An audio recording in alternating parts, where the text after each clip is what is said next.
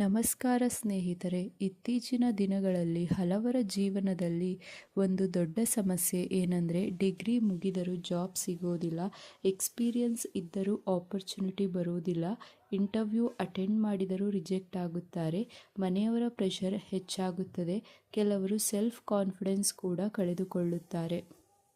ನಾನು ಇಷ್ಟು ಓದಿದ್ದೀನಿ, ಇಷ್ಟೊಂದು ಕಷ್ಟಪಡುತ್ತಿದ್ದೀನಿ, ಆದರೂ ಯಾಕೆ ನನಗೆ ಜಾಬ್ ಸಿಗ್ತಿಲ್ಲ ಅನ್ನೋ ಪ್ರಶ್ನೆ ಹಲವರ ಮನಸ್ಸಿನಲ್ಲಿ ಇರುತ್ತದೆ. ಕೆಲವೊಮ್ಮೆ ಟೈಮ್ ಬ್ಯಾಡ್ ಆಗಿರಬಹುದು, ನೆಗೆಟಿವ್ ಥಿಂಕಿಂಗ್ ಇರಬಹುದು, ಸ್ಕಿಲ್ ಗ್ಯಾಪ್ ಇರಬಹುದು, ಲಕ್ ಸಪೋರ್ಟ್ ಮಾಡದೇ ಇರಬಹುದು, ಅಥವಾ ನಾವು ತಿಳಿಯದೆ ಕೆಲವು ತಪ್ಪುಗಳನ್ನು ಮಾಡ್ತಿರಬಹುದು. ಹಾಗಾದರೆ ಜಾಬ್ ಡಿಲೇ ಆಗೋಕ್ಕೆ ಏನು ಕಾರಣ, ಪರಿಹಾರ ಏನು ಮತ್ತು ಯಾವಾಗ ಜೀವನ ಸರಿಯಾಗುತ್ತದೆ ಅನ್ನೋದನ್ನು ಇವತ್ತಿನ ವಿಡಿಯೋದಲ್ಲಿ ತಿಳಿಯೋಣ. ವಿಡಿಯೋ ಇಷ್ಟವಾದರೆ ಲೈಕ್, ಶೇರ್, ಸಬ್ಸ್ಕ್ರೈಬ್ ಮಾಡೋದನ್ನು ಮರೆಯಬೇಡಿ. ಡಿಗ್ರಿ ಇದ್ದರೂ ಜಾಬ್ ಯಾಕೆ ಸಿಗೋದಿಲ್ಲ? ಇವತ್ತು ಕಾಂಪಿಟೇಷನ್ ತುಂಬ ಹೆಚ್ಚಾಗಿದೆ. ಡಿಗ್ರಿ ಮಾತ್ರ ಸಾಕಾಗುವುದಿಲ್ಲ. ಬಹಳ ಜನ ಸ್ಕಿಲ್ಸ್ ಇಂಪ್ರೂವ್ ಮಾಡದೇ ಇರಬಹುದು, ಕಮ್ಯುನಿಕೇಷನ್ ಸ್ಕಿಲ್ ವೀಕ್ ಇರುತ್ತದೆ, ರೆಸ್ಯೂಮ್ ಸ್ಟ್ರಾಂಗ್ ಇರೋದಿಲ್ಲ. ಕೆಲವರು ಮಾರ್ಕ್ಸ್ ಚೆನ್ನಾಗಿದ್ದರೂ ಪ್ರಾಕ್ಟಿಕಲ್ ನಾಲೆಡ್ಜ್ ಕಡಿಮೆ ಇರುತ್ತದೆ. ಇವತ್ತು companies confidence, communication skills, problem solving ಇವುಗಳನ್ನು ಹೆಚ್ಚು ನೋಡುತ್ತವೆ. ಎಕ್ಸ್ಪೀರಿಯನ್ಸ್ ಇದ್ದರೂ ಜಾಬ್ ಯಾಕೆ ಸಿಗೋದಿಲ್ಲ?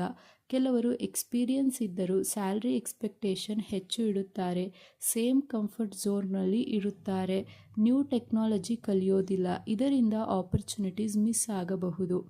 ಸೊಲ್ಯೂಷನ್: ನ್ಯೂ ಸ್ಕಿಲ್ಸ್ ಕಲಿಯಿರಿ, ಆನ್ಲೈನ್ ಕೋರ್ಸಸ್ ಮಾಡಿ, ಅಪ್ಡೇಟೆಡ್ ಟೆಕ್ನಾಲಜಿ ಕಲಿಯಿರಿ. ಇಂಟರ್ವ್ಯೂನಲ್ಲಿ ರಿಜೆಕ್ಟ್ ಯಾಕಾಗುತ್ತದೆ?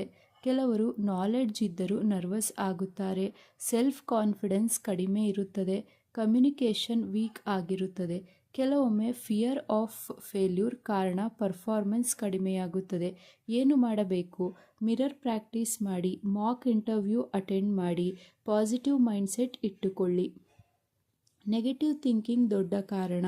ಒಮ್ಮೆ 2 ಬಾರಿ ಫೇಲ್ಯೂರ್ ಬಂದರೆ ಕೆಲವರು ನನಗೆ ಜಾಬ್ ಸಿಕ್ಕಿಲ್ಲ, ನನ್ನ ಲಕ್ ಕೆಟ್ಟದು ಅಂತ ಯೋಚನೆ ಶುರು ಮಾಡುತ್ತಾರೆ. ಆದರೆ ಇದೇ ಥಿಂಕಿಂಗ್ ಆಪರ್ಚುನಿಟೀಸ್ ಅನ್ನು ದೂರ ಮಾಡಬಹುದು.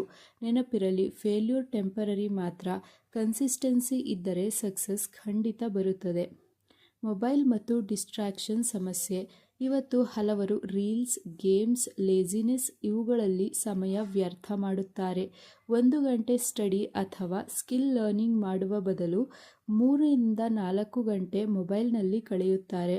ಸೊಲ್ಯೂಷನ್: ಡೈಲಿ ಟೈಮ್ ಟೇಬಲ್ ಮಾಡಿ, ಸೋಷಿಯಲ್ ಮೀಡಿಯಾ ಯೂಸೇಜ್ ಕಡಿಮೆ ಮಾಡಿ, ಪ್ರೊಡಕ್ಟಿವ್ ಹ್ಯಾಬಿಟ್ಸ್ ಬಿಲ್ಡ್ ಮಾಡಿ. ಲಕ್ ಮತ್ತು ಟೈಮಿಂಗ್ ಕೂಡ ಮುಖ್ಯ. ಕೆಲವೊಮ್ಮೆ ಎಲ್ಲ ಸ್ಕಿಲ್ಸ್ ಇದ್ದರೂ, ಎಲ್ಲ ಪ್ರಯತ್ನ ಮಾಡಿದರೂ ಸರಿಯಾದ ಸಮಯ ಬರದೇ ಇರಬಹುದು. ಆದರೆ ಬ್ಯಾಡ್ ಟೈಮ್ ಪರ್ಮನೆಂಟ್ ಅಲ್ಲ. ಪ್ರತಿಯೊಬ್ಬರ ಜೀವನದಲ್ಲೂ ಒಳ್ಳೆಯ ಸಮಯ ಬರುತ್ತದೆ.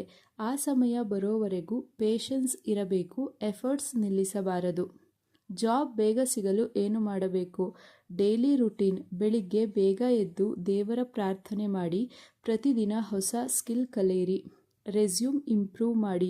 ಒಳ್ಳೆಯ ರೆಸ್ಯೂಮ್ ಸಿಂಪಲ್ ಆಗಿರಬೇಕು, ಕ್ಲಿಯರ್ ಇನ್ಫಾರ್ಮೇಷನ್ ಇರಬೇಕು, ಸ್ಕಿಲ್ಸ್ ಹೈಲೈಟ್ ಆಗಿರಬೇಕು. ಕಮ್ಯುನಿಕೇಷನ್ ಸ್ಕಿಲ್ ಇಂಪ್ರೂವ್ ಮಾಡಿ. ಇಂಗ್ಲಿಷ್ ಫ್ಲುಯೆನ್ಸಿ ಪರ್ಫೆಕ್ಟ್ ಇರಬೇಕೆಂದಿಲ್ಲ, ಆದರೆ ಕಾನ್ಫಿಡೆನ್ಸ್, ಕ್ಲಿಯರ್ ಸ್ಪೀಕಿಂಗ್ ಮುಖ್ಯ. ನೆಟ್ವರ್ಕಿಂಗ್ ಮುಖ್ಯ. ಕೆಲವೊಮ್ಮೆ ಒಂದು ರೆಫರೆನ್ಸ್ ಮೂಲಕ ಕೂಡ ಜಾಬ್ ಸಿಗಬಹುದು. ಆದ್ದರಿಂದ ಲಿಂಕ್ಡ್ಇನ್ ಯೂಸ್ ಮಾಡಿ, ಪೀಪಲ್ ಜೊತೆ ಕನೆಕ್ಟ್ ಆಗಿ. ಸ್ಪಿರಿಚುವಲ್ ರೆಮಿಡೀಸ್: ಪ್ರತಿದಿನ ದೇವರ ಪ್ರಾರ್ಥನೆ ಮಾಡಿ, ಪಾಸಿಟಿವ್ ಅಫರ್ಮೇಷನ್ಸ್ ಹೇಳಿ, ಪೇರೆಂಟ್ಸ್ ಆಶೀರ್ವಾದ ಪಡೆಯಿರಿ. ಸಿಂಪಲ್ ರೆಮಿಡಿ: ಪ್ರತಿ ಗುರುವಾರ ಬಡವರಿಗೆ ಆಹಾರ ದಾನ ಮಾಡಿ, ಹಳದಿ ವಸ್ತು ದಾನ ಮಾಡಿ. ಇದು ಪಾಸಿಟಿವಿಟಿ ಅಟ್ರಾಕ್ಟ್ ಮಾಡಲು ಸಹಾಯ ಮಾಡುತ್ತದೆ. ಜಾಬ್ ಇಲ್ಲದಿದ್ದಾಗ ಏನು ಮಾಡಬಾರದು? ನಿಮ್ಮನ್ನು ನೀವು ಕಂಪೇರ್ ಮಾಡಿಕೊಳ್ಳಬೇಡಿ, ಡಿಪ್ರೆಷನ್ಗೆ ಹೋಗಬೇಡಿ, ಹೋಪ್ ಕಳೆದುಕೊಳ್ಳಬೇಡಿ, ಎಫರ್ಟ್ಸ್ ನಿಲ್ಲಿಸಬೇಡಿ. ನೆನಪಿರಲಿ, ಕೆಲವರು ಬೇಗ ಸಕ್ಸಸ್ ಆಗುತ್ತಾರೆ, ಕೆಲವರು ಲೇಟ್ ಆಗಿ ದೊಡ್ಡ ಸಕ್ಸಸ್ ಪಡೆಯುತ್ತಾರೆ. ಯಾವಾಗ ಎಲ್ಲ ಸರಿಯಾಗುತ್ತದೆ? ಲೈಫ್ನಲ್ಲಿ ಬ್ಯಾಡ್ ಫೇಸ್ ಪರ್ಮನೆಂಟ್ ಅಲ್ಲ. ಇವತ್ತು ಸ್ಟ್ರಗಲ್ ಇದ್ದರೂ ನಾಳೆ ಸಕ್ಸಸ್ ಬರಬಹುದು. ಇವತ್ತು ರಿಜೆಕ್ಷನ್ ಇದ್ದರೂ ಮುಂದೆ ದೊಡ್ಡ ಆಪರ್ಚುನಿಟಿ ಬರಬಹುದು. ಮುಖ್ಯವಾದದ್ದು consistency, patience, skills, positive mindset. ಈ 4 ಇದ್ದರೆ ಸಕ್ಸಸ್ ತಡವಾದರೂ ಖಂಡಿತ ಬರುತ್ತದೆ. ಸಕ್ಸಸ್ ಸೀಕ್ರೆಟ್ ಡೈಲಿ 1% ಇಂಪ್ರೂವ್ ಆಗಿ ನ್ಯೂ ಥಿಂಗ್ಸ್ ಕಲಿಯಿರಿ. ನೆಗೆಟಿವ್ ಪೀಪಲ್ನಿಂದ ದೂರ ಇರಿ. ನಿಮ್ಮ ಮೇಲೆ ನಂಬಿಕೆ ಇಡಿ. ಒಂದು ದಿನ ನೀವು ಕಷ್ಟಪಟ್ಟಿದ್ದಕ್ಕೆ ಒಳ್ಳೆಯ ಫಲ ಖಂಡಿತ ಸಿಗುತ್ತದೆ. ಹೀಗಾಗಿ ಸ್ನೇಹಿತರೆ, ಡಿಗ್ರಿ ಇದ್ದರೂ ಅಥವಾ ಎಕ್ಸ್ಪೀರಿಯನ್ಸ್ ಇದ್ದರೂ ಜಾಬ್ ಡಿಲೇ ಆಗೋದು ಯಾಕೆ ಮತ್ತು ಅದರಿಂದ ಹೊರಬರೋದು ಹೇಗೆ ಅನ್ನೋದನ್ನು ತಿಳಿದುಕೊಂಡೆವು. ನೀವು ಈಗ ಯಾವ ಫೀಲ್ಡ್ನಲ್ಲಿ ಜಾಬ್ ಹುಡುಕುತ್ತಿದ್ದೀರಾ ಅನ್ನೋದನ್ನು ಕಾಮೆಂಟ್ನಲ್ಲಿ ತಿಳಿಸಿ. ವಿಡಿಯೋ ಇಷ್ಟವಾದರೆ ಲೈಕ್, ಶೇರ್ ಮತ್ತು ಸಬ್ಸ್ಕ್ರೈಬ್ ಮಾಡೋದನ್ನು ಮರೆಯಬೇಡಿ. ಮತ್ತೊಂದು ವಿಡಿಯೋದೊಂದಿಗೆ ಸಿಗೋಣ. ಧನ್ಯವಾದಗಳು.